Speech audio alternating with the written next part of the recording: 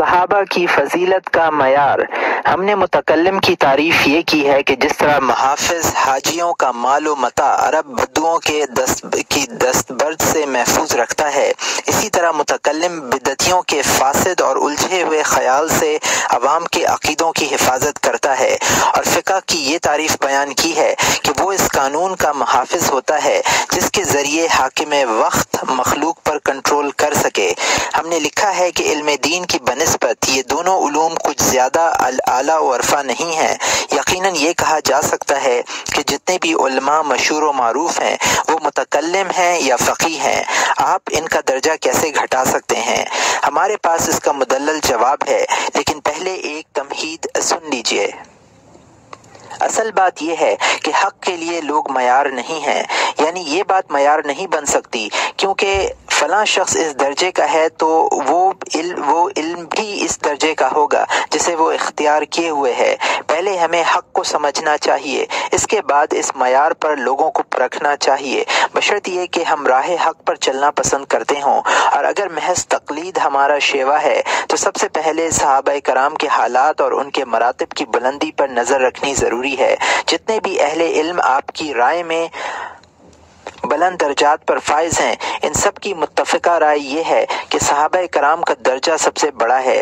نہ ان کی راہ کا کوئی مسافر ہو سکتا ہے اور نہ ان کی گرد کو پہنچ سکتا ہے۔ ان کی یہ فضیلت علم کلام اور علم فقہ سے نہیں تھی بلکہ علم آخرت سے تھی۔ حضرت ابو بکر رضی اللہ تعالیٰ عنہ کو دوسرے تمام صحابہ پر فضیلت محض اس لیے حاصل نہیں تھی کہ وہ زیادہ روزے رکھتے تھے، بکثرت نماز پڑھتے تھے یا روایات زیادہ بیان کیا کرتے تھے، نہ اس لیے تھی کہ وہ فن فتویٰ اور علم کلام میں ماہر تھے، بلکہ یہ فضیلت ان علوم کی وجہ سے تھی جو ان کے سینے میں پوشیدہ تھے، جیسا کہ حضرت صلی اللہ علیہ وآلہ وسلم نے اس کی شہادت دی ہے، جو کہ ترمذی میں ابو بکر بن عبداللہ المزنی کی روایت ہے۔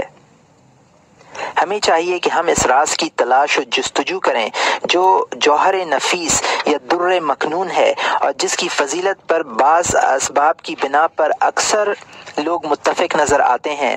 اس کی بات جانے دیں، یہ اس لیے کہ حضرت صلی اللہ علیہ وآلہ وسلم نے اپنے بعد ہزاروں صحابہ چھوڑے جو عالم باللہ تھے۔ خود حضرت صلی اللہ علیہ وآلہ وسلم نے ان کی تعریف و توصیف فرمائی ہے۔ ان میں سے کوئی بھی ایسا نہیں تھا جو فن کلام میں ماہر ہو۔ 10-12 صحابہ کرام کے علاوہ کسی بھی صحابی نے اپنے آپ کو مفتی نہیں بنایا۔ حضرت عبداللہ بن عمر رضی اللہ تعالیٰ عنہ بھی کبار صحابہ میں سے تھے۔ جب ان سے کوئی فتویٰ معلوم کرتا تو یہ فرماتے کہ فلاں والی یا حاکم کے پاس جاؤ جس نے لوگوں کے معاملات اپنے ذمے لے رکھے ہیں، اور اپنے اس سوال کو بھی اس کی گردن میں ڈال دو۔ حضرت ابن عمر رضی اللہ تعالیٰ عنہ کے اس قول میں یہ اشارہ ہے کہ احکام و مسائل میں فتویٰ دینا حکومت و سلطنت کے تابع ہے۔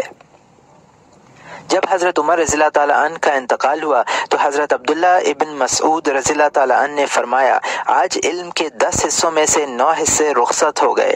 لوگوں نے عرض کیا، آپ یہ بات کیسے کہہ سکتے ہیں؟ ابھی تو بڑے بڑے صحابہ حیات ہیں۔ ابن مسعود رضی اللہ تعالیٰ عنہ نے فرمایا، میری مراد علم فتویٰ یا علم الاحکام نہیں بلکہ علم باری تعالی ہے۔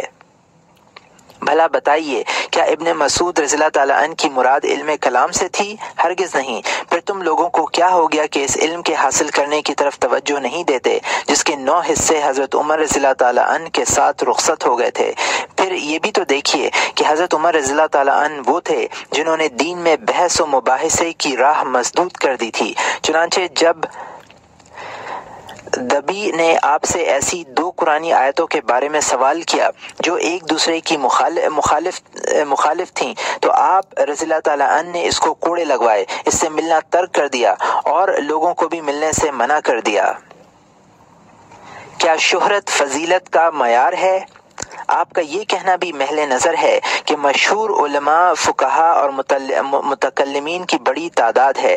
ہم یہ کہتے ہیں کہ جس شخص سے اللہ تعالیٰ کے ہاں فضیلت حاصل ہوتی ہے وہ الگ چیز ہے، اور جس چیز سے دنیا کے لوگوں میں شہرت ہوتی ہے وہ اور چیز ہے۔ چنانچہ حضرت ابو بکر رضی اللہ تعالیٰ عنہ کی شہرت تو خلافت کی وجہ سے تھی اور فضیلت اس علم کی وجہ سے جو ان کے دل میں محفوظ تھا۔ اس طرح حضرت عمر رضی اللہ تعالیٰ عنہ کی شہرت کا سبب سیاست تھی اور فضیلت اس علم کی وجہ سے تھی جس کے 10 میں سے 9 حصے آپ کے ساتھ ہی دنیا سے رخصت ہو گئے تھے، اور اپنی رعایا پر شفقت اور ان کے ساتھ عدل و انصاف میں تقرب الہی حاصل کرنے کی نیت کی وجہ سے تھی۔ یہ ایک مخفی امر تھا، ورنہ آپ کے ظاہری اعمال ایسے تھے کہ وہ لوگ بھی یہ عمل کر سکتے تھے جو طالب دنیا ہوں۔ غرض یہ ہے کہ شہرت ایسے امر میں ہوتی ہے جو مہلک ہو، اور فضیلت ایسے امر میں ہوتی ہے جو لوگوں کی نظروں سے اوجھل ہو۔ اس کا تعلق بس دل سے ہے۔ فقہا اور متکلمین حکام اور قضات کی طرح ہیں۔ ان میں سے کئی طرح کے لوگ ہیں۔ بعض لوگ اپنے علم اور فتاوی سے اللہ کا تقرب تلاش کرتے ہیں اور نبی کریم صلی اللہ علیہ وآلہ وسلم کے دین کی حفاظت کرنا چاہتے ہیں۔ نام و نمود اور شہرت ان کی منزل نہیں ہے۔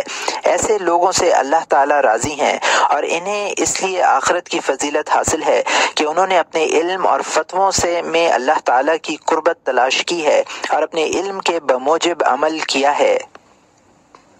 علم صرف علم ہی سے نہیں ہے بلکہ عمل بھی ہے۔ اس طرح فقہا اور اہل کلام اپنے علم سے خدا تعالیٰ کا تقرب حاصل کر سکتے ہیں، اسی طرح اتباع بھی یہ تقرب حاصل کر سکتے ہیں اگر وہ اپنے علم سے اللہ کے لیے کام کریں۔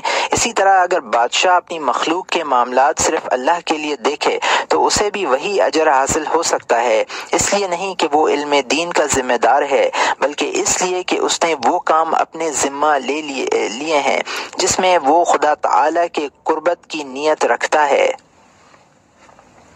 تقرب الہی کے ذرائع، جن ذرائع سے اللہ کی قربت مل سکتی ہے، وہ 3 ہیں۔ پہلا، ایک صرف علم، اس علم کو علم مکاشفہ کہا جاتا ہے۔ دوسرا، صرف عمل، جیسے بادشاہوں کا عدل کرنا اور لوگوں کا نظم و نسق قائم رکھنا۔ تیسرا، علم اور عمل، یہ طریق آخرت کا علم ہے۔ اس علم کا حامل عالم بھی ہوتا ہے اور عامل بھی۔ اب خود فیصلہ کر لو کہ قیامت کے روز خدا تعالیٰ کے عالموں میں شامل ہونا چاہتے ہو یا عمل کرنے والوں میں، یا دونوں جماعتوں میں۔ آخر الذکر ذریعہ تقرب محض شہرت حاصل کرنے کی خواہش کے مقابلے میں زیادہ اہمیت رکھتا ہے۔ شعر ہے، خز ما تراہ ودع شیئا سمعت به فی طلعت الشمس ما یغنیک عن زحل۔ ترجمہ، جو تم دیکھو اسے اختیار کرو، جو سنو اسے چھوڑ دو، سورج کے سامنے زحل کی کیا ضرورت ہے۔ اکابر فقہا کا ذکر، ہم یہاں پچھلے اکابر فقہا کے وہ حالات بیان کریں گے جنہیں پڑھنے کے بعد آپ یہ محسوس کریں کہ جو لوگ اپنے آپ کو ان کا مقلد اور متبع قرار دیتے ہیں وہ ان پر ظلم کرتے ہیں، اور قیامت میں وہی ان کے بڑے دشمن ہوں گے، اس لیے کہ فقہائے کرام نے اپنے علوم سے حق کی رضا جوئی کے علاوہ اور کوئی مقصد حاصل نہیں کیا۔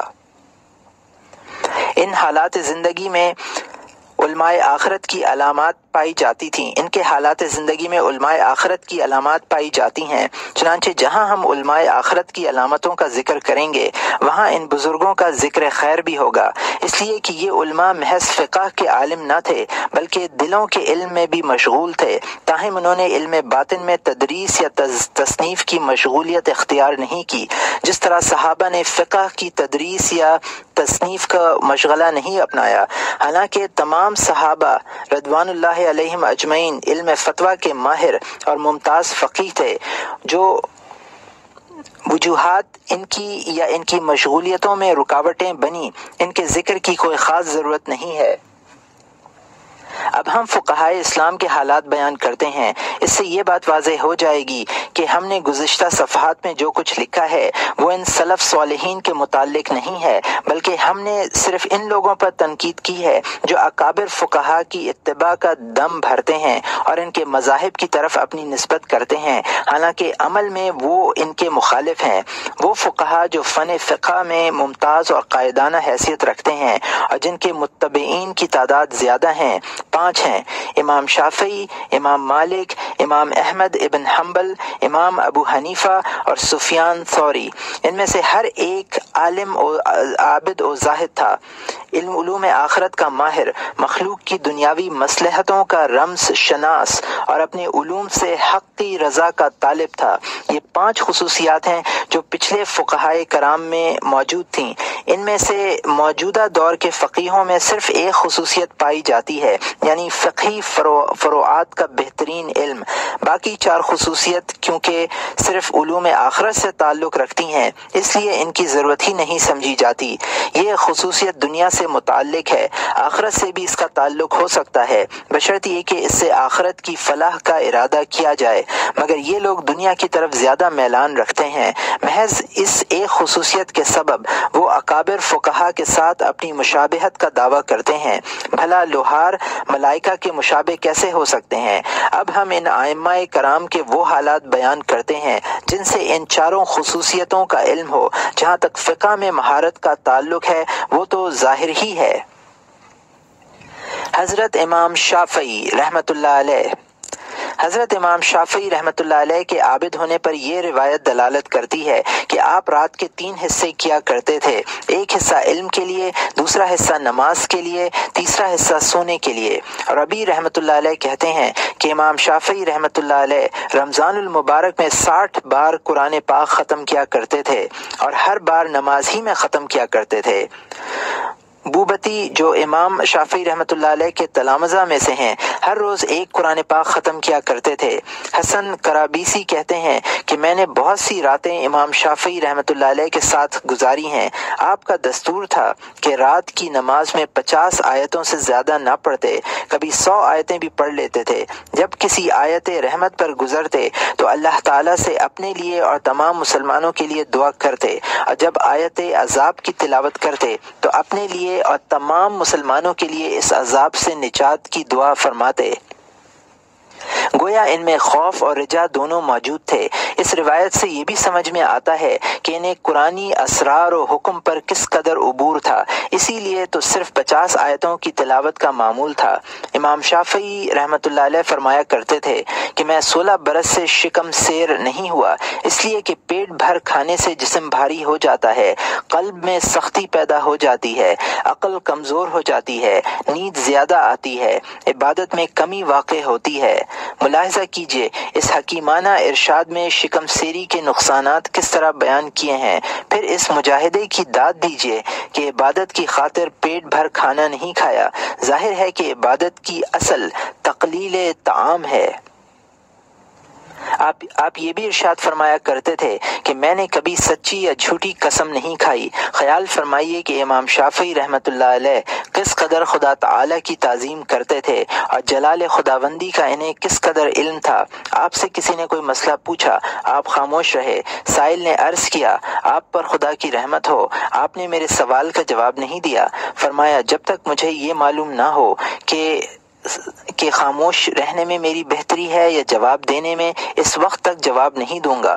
غور کیجئے کہ آپ اپنی زبان کی کس درجے حفاظت فرماتے تھے، حالانکہ فقہا کے تمام اعضاء میں زبان ہی ایک ایسی چیز ہے جو سب سے زیادہ بے قابو رہتی ہے۔ اس روایت سے یہ بھی پتہ چلتا ہے کہ آپ کا خاموش رہنا یا بولنا فضیلت اور ثواب حاصل کرنے کی غرض سے تھا۔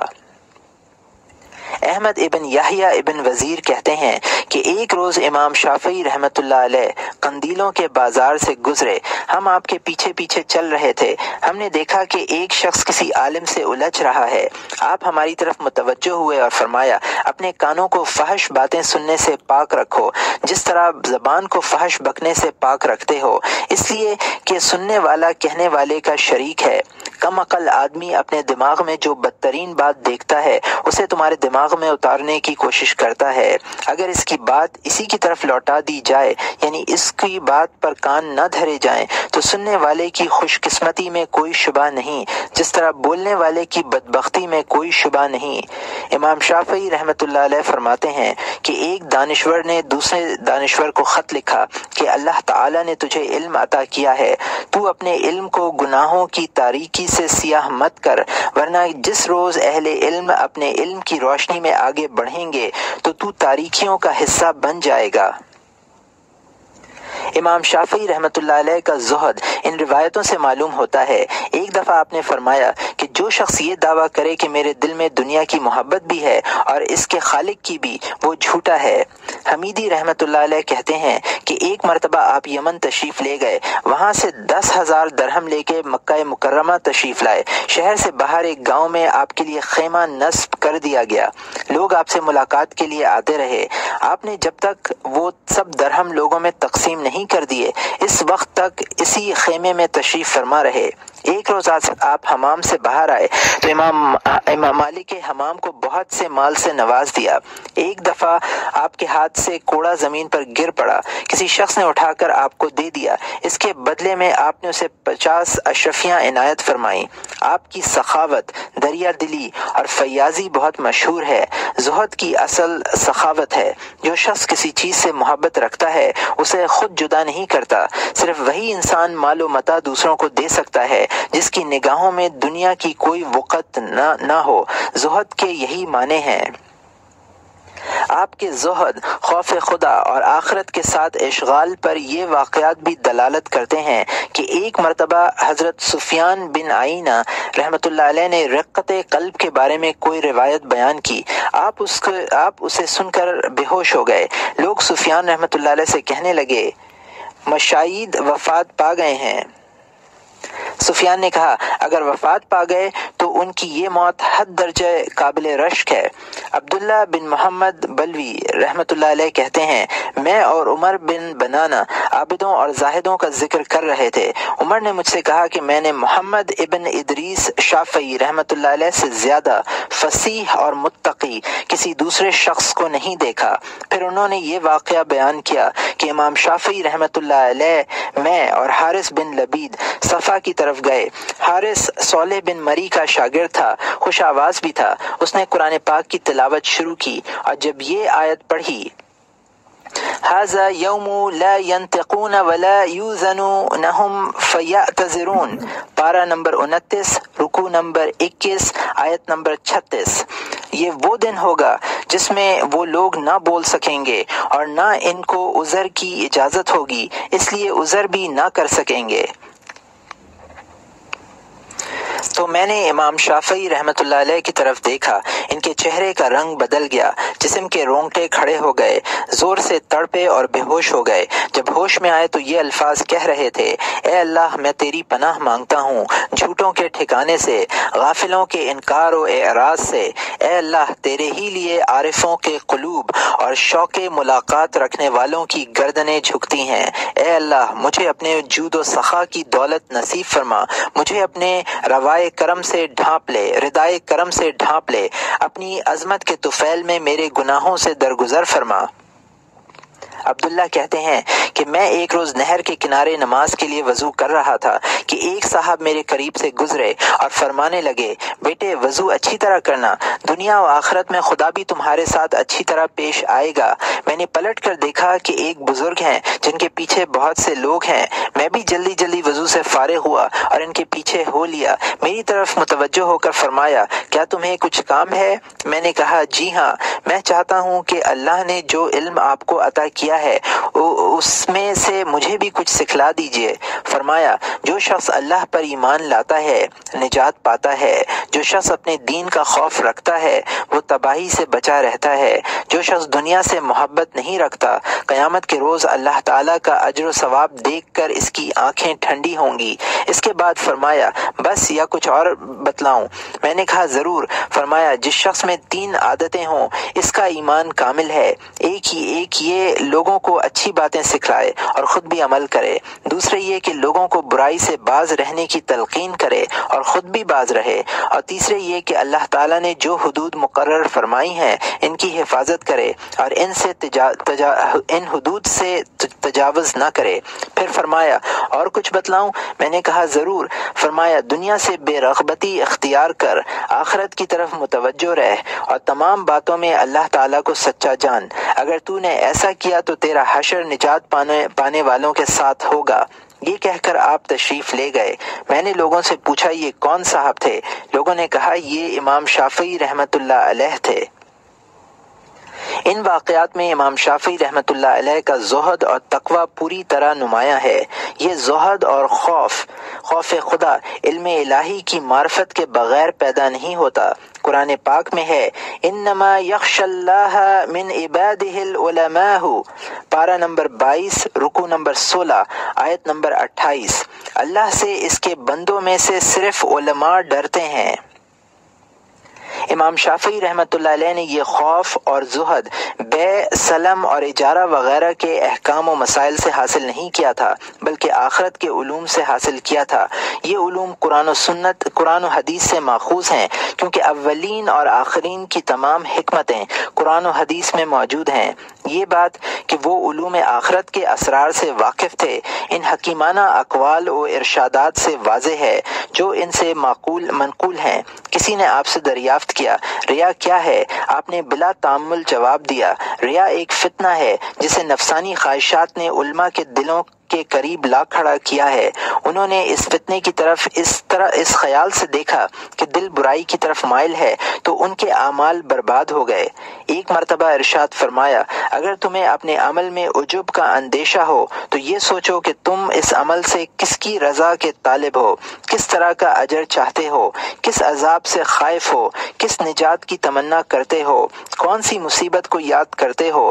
جب تم ان میں سے کسی ایک میں بھی غور و فکر کرو گے تو وہ عمل تمہاری نظروں میں حقیر ہو جائے گا اور تم عجب کے فتنے سے محفوظ ہو جاؤ گے۔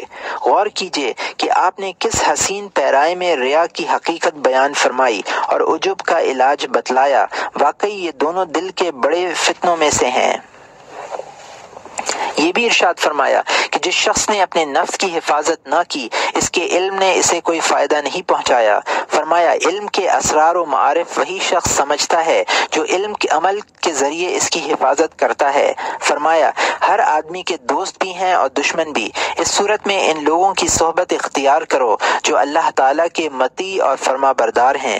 روایت ہے کہ عبد القاہر ابن عبدالعزیز ایک نیک سیرت اور صاحب تقوی بزرگ تھے۔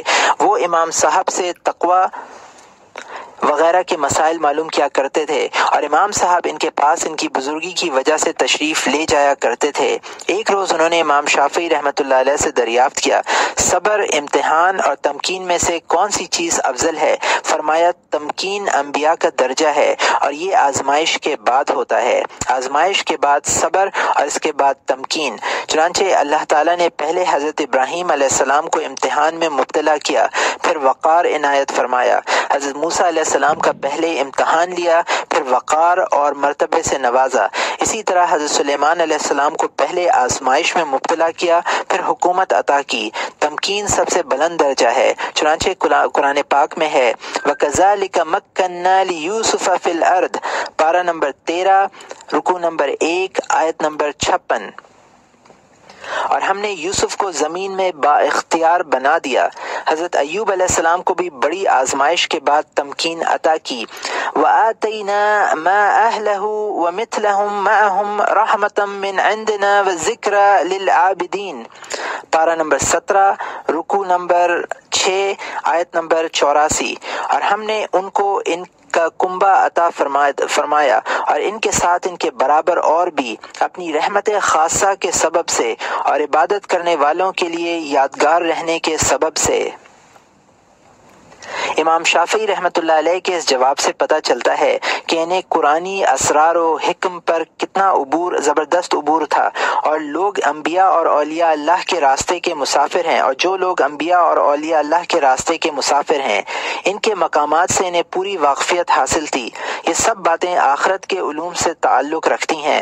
کسی نے آپ سے سوال کیا آدمی عالم کب ہوتا ہے؟ فرمایا اس وقت جب وہ اس علم میں محقق ہو جائے جو وہ جانتا ہے، پھر دوسرے علوم کے لیے کوشاں ہو، اور جو بات وہ نہیں جانتا اس میں غور و فکر کرتا ہو۔ چنانچہ حکیم جالینوس سے کسی نے پوچھا تھا کہ تم ایک مرض کے لیے بہت سی مرکب دوائیں تجویز کرتے ہو، اس کی کیا وجہ ہے؟ اس نے جواب دیا اصل دوا تو ایک ہی ہے، دوسری دوائیں اس لیے لکھی جاتی ہیں تاکہ اس کی تیزی کم ہو جائے، اس لیے کہ بعض مفرد دوائیں زہر قاتل ہیں۔ یہ اور اس طرح کی بہت سی روایات سے ثابت ہوتا ہے کہ امام شافعی علوم آخرت میں بہت زیادہ درک رکھتے تھے۔ جہاں تک فقہ سے آپ کی دلچسپی اور فقہی مباحثوں میں آپ کی مشغولیت کا تعلق ہے تو وہ بھی محض اللہ کی رضا حاصل کرنے کے لیے تھا۔ چنانچہ ایک مرتبہ ارشاد فرمایا کہ میں چاہتا ہوں کہ لوگ میرے علم سے مستفید ہوں مگر اس کی نسبت میری طرف نہ ہو۔ اس سے پتہ چلتا ہے کہ آپ اس علم کو ناموری اور شہرت کا ذریعہ قرار نہیں دینا چاہتے تھے بلکہ محض اللہ تعالیٰ کی رضا جوئی کی نیت رکھتے تھے۔ ایک اور موقع پر یہ فرمایا کہ میں نے کبھی کسی سے مناظرہ کرتے ہوئے یہ خواہش نہیں کی کہ فریق مخالف غلطی کرے۔ ارشاد فرمایا کہ جب میں کسی سے گفتگو یا بحث کرتا ہوں تو مجھے اس کی پرواہ نہیں ہوتی کہ حق میری زبان سے نکلتا ہے یا اس کی زبان سے۔ فرمایا جب میں کسی کے سامنے دلائل کے ساتھ حق بات واضح کرتا ہوں اور وہ قبول کر لیتا ہے تو میں اس کا احترام کرتا ہوں اور اس کی محبت اور عقیدت میرے دل میں پیدا ہو جاتی ہے، اور جو شخص اتمام حجت کے بعد بھی حق بات تسلیم نہیں کرتا وہ میری نظروں سے گر جاتا ہے اور میں اس سے ملنا ترک کر دیتا ہوں۔ اس تفصیل سے بخوبی اندازہ لگایا جا سکتا ہے کہ آج کل کے لوگ آپ کا اتباع 5 چیزوں میں سے صرف ایک میں کرتے ہیں اور اس میں بھی مکمل اتباع نہیں کرتے۔ امام شافعی رحمۃ اللہ علیہ کے فضائل و مناقب بے شمار ہیں۔ ابو ثور رحمۃ اللہ علیہ فرماتے ہیں کہ نہ میں نے اور نہ کسی دوسرے نے امام شافعی رحمۃ اللہ علیہ جیسا شخص دیکھا۔ امام احمد بن حنبل رحمۃ اللہ علیہ فرماتے ہیں کہ میں نے 40 برس سے ایسی کوئی نماز نہیں پڑھی جس کے بعد امام شافعی رحمۃ اللہ علیہ کے لیے دعا نہ کی ہو۔ پہلے دائی دعا کرنے والے اور مدعو جس کے لیے دعا کی گئی ہے کہ مراتب کی بلندی پر غور کیجیے اور پھر موجودہ دور کے علماء پر اس واقعے کا انطباق کیجیے کہ ان دلوں میں آپس میں کتنا بغض و عناد ہے۔ اس طرح آپ کو معلوم ہوگا کہ جو لوگ سلف کی پیروی کا دعویٰ کرتے ہیں وہ اس دعوے میں کتنے جھوٹے ہیں۔ پھر اس واقعے کی طرف لوٹیے۔ امام احمد کی اس کثرت سے دعا سے متاثر ہو کر ان کے صاحبزادے نے پوچھا، ابا جان یہ شافعی رحمۃ اللہ علیہ کون صاحب تھے جن کے لیے آپ اتنی دعائیں مانگتے ہیں؟ انہوں نے جواب دیا، بیٹے شافعی رحمۃ اللہ علیہ دنیا کے لیے آفتاب کی طرح تھے اور لوگوں کے لیے صحت کی طرح۔ بتاؤ ان اوصاف میں ان کا کوئی ثانی ہے؟ امام احمد رحمۃ اللہ علیہ نے یہ بھی فرمایا کرتے تھے کہ جو شخص قلم دوات ہاتھ میں لے وہ شافعی رحمۃ اللہ علیہ کا احسان مند ہے۔ یحییٰ ابن سعید پنبہ فروش کہتے ہیں کہ میں نے 40 برس کی نمازوں میں شافعی رحمۃ اللہ علیہ کے لیے دعائیں مانگی ہیں، اس لیے کہ اللہ نے انہیں علم عطا کیا اور اس میں انہیں حق کے راستے پر چلنے کی توفیق دی۔ امام صاحب کے حالات، فضائل اور مناقب بہت زیادہ ہیں۔ ہم اس مختصر ذکر پر اکتفا کرتے ہیں جو روایات اس سلسلے میں بیان کی گئی ہیں۔ ان میں سے بیشتر نصر ابن ابراہیم مقدسی رحمۃ اللہ علیہ کی کتاب سے ماخوذ ہیں جو انہوں نے امام شافعی رحمۃ اللہ علیہ کے مناقب میں تصنیف کی ہیں۔ حضرت امام مالک رحمۃ اللہ علیہ